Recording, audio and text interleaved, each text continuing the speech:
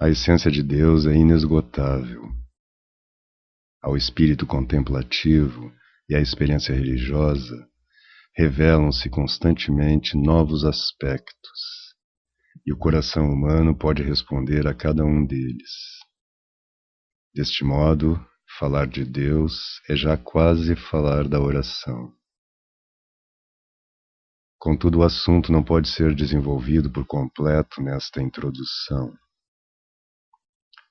Limitar-nos-emos a considerar uma última série de atributos de Deus, isto é, que Deus é poderoso e rico, que está sempre pronto a auxiliar e a dar alegria, que se preocupa com o homem, que o toma em consideração e que o ama.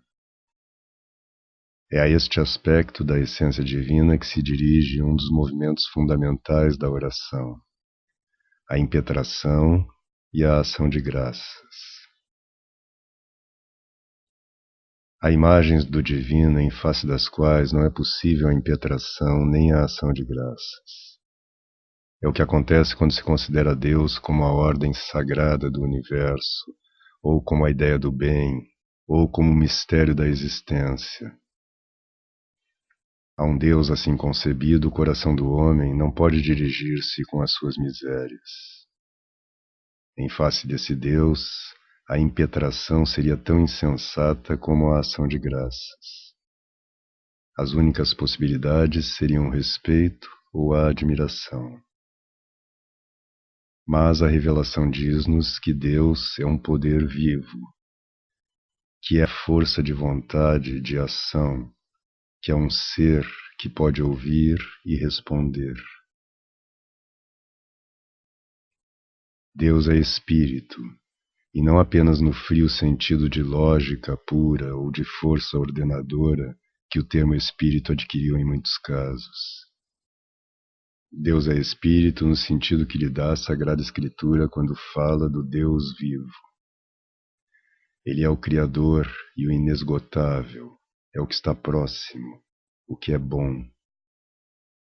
É o Deus rico, como dizem os autores espirituais, que não se contenta em gozar a sua própria riqueza, antes está disposto a comunicá-la. É capaz de oferecê-la sempre, sem nunca empobrecer, porque nenhuma dádiva diminui a sua riqueza. Nunca se cansa, nem sofre decepções, porque não depende da retribuição daqueles a quem ofereceu alguma coisa. Dá criando. O coração humano pode dirigir-se a um Deus como esse.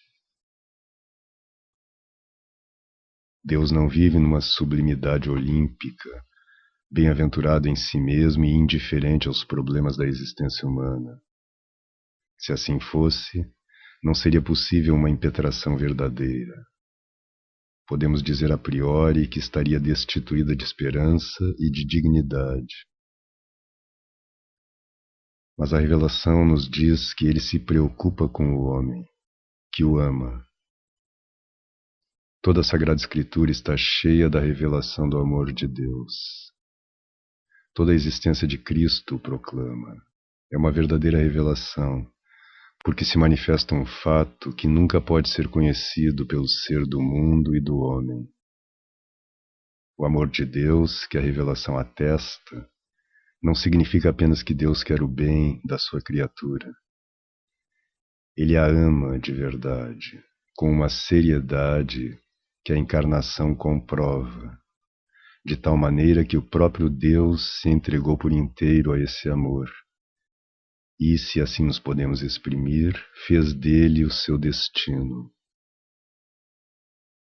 Esse amor prepara a sua revelação na criação. Torna-se mais nítido na orientação de toda a história sagrada para Cristo e explode nele, no seu espírito e na sua vida. Desde então, e através do tempo e do espaço, derrama-se na providência e em tudo o que acontece, na formação do novo homem e na vinda do reino de Deus. Um mistério profundo envolve a origem desse amor e faz com que o homem não encontre resposta definitiva quando se interroga sobre a causa de tal atitude de Deus para com ele. Esse amor é uma contingência gratuita, uma pura dádiva, cujo fundamento criador é ele próprio. Temos de acrescentar, porém, um segundo aspecto que não podemos esquecer, se não quisermos formar uma imagem falsa e perigosa. Esse amor tem de ser digno de Deus, e para isso tem de ser digno do homem, na sua qualidade de pessoa. Assim acontece porque Deus respeita o homem. Depois de o ter querido como pessoa, com a dignidade própria da liberdade e da responsabilidade, Deus procura o homem de maneira que corresponda ao seu ser pessoal. O que não quer dizer que o homem, de per si, possa forçar a consideração da parte de Deus. Tudo quanto é, a maneira como o é, o fato de ter a dignidade da pessoa, foi-lhe dado por Deus. Mas realmente e com toda a lealdade.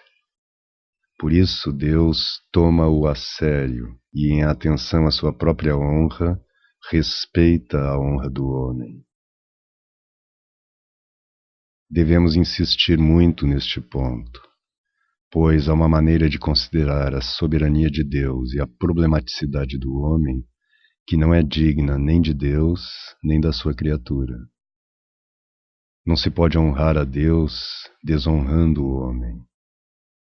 Este é apenas uma criatura, alquebrada e profundamente ferida, é certo, mas não é o nada, nem um simples não-valor.